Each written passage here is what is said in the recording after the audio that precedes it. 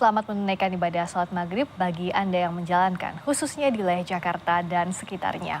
Sapa Indonesia Malam kembali menghadirkan informasi. Relawan Projo menanggapi penyebutan nama Budi Ari yang juga Ketua Umum Projo dalam dakwaan kasus judi online. Wakil Ketua Umum Projo, Freddy Damanik bilang ada pihak yang memframing seolah-olah Budi Ari terlibat dalam kasus judi online.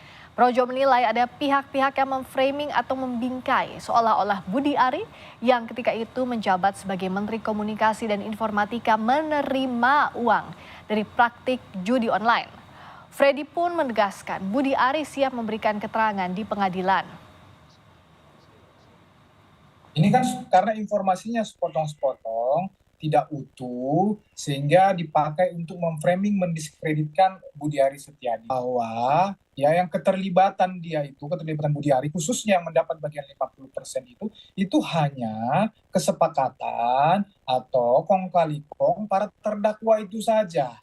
Ya di dakwaan itu tidak disebutkan Budi Ari mengetahui tentang kesepakatan itu. Ketum kemarin beliau dari Vatikan, ya toh beliau tidak terlibat, beliau tidak ada masalah dengan itu, beliau akan bersedia memberikan keterangan sebagaimana adanya, beliau juga tidak masalah dikonfrontir dengan orang-orang itu.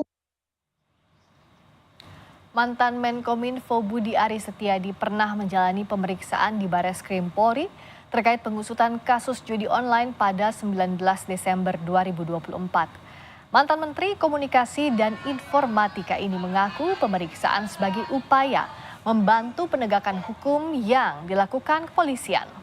Polisi membongkar kasus judi online yang melibatkan oknum Kementerian Komunikasi dan Digital. Budi Ari yang menjabat Menkominfo pada Kabinet Indonesia Maju sejak 17 Juli 2023 menyerahkan seluruh upaya penegakan hukum terhadap mantan anak buahnya kepada polisi. Tanya ke pihak penyidik yang berwenang. Ya, nah. Tapi Pak, sebagai saksi apa pemeriksaannya? Betul, saya memberi keterangan sebagai saksi. Karena itu berhenti memfitnah dan memframing. Karena dia akan kebakar sendiri. Ya.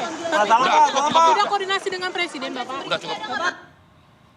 Mantan Menkominfo Budi Ari Setiadi membantah menerima fee 50% dari perlindungan situs judi online ketika menjabat Menteri Komunikasi dan Informatika.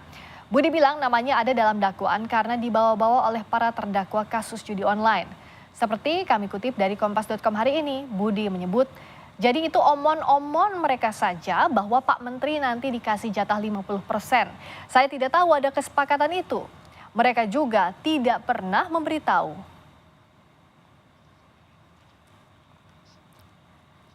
Kita ke sorotan berikutnya, Saudara. Kepala Kantor Komunikasi